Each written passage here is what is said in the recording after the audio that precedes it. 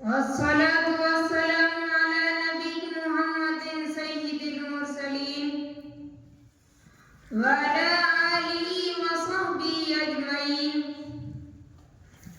My praise be to Allah, the Creator of the worlds, and peace and blessings be upon His Prophet Muhammad sallallahu alaihi wasallam, the head of all messengers, upon his family and all his companions.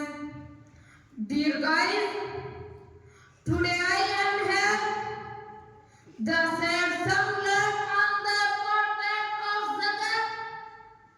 May Allah give me tawfiq to speak and enable us to follow the right path of Islam. Zakat is the third pillar of Islam. It is not about the practice of Islam after Iman and Salah. Zakat means annual alms.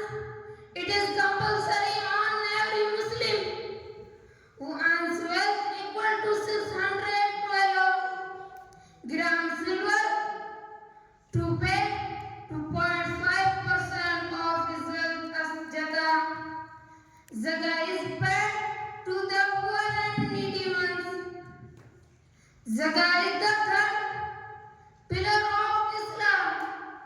It is not about the practice of Islam.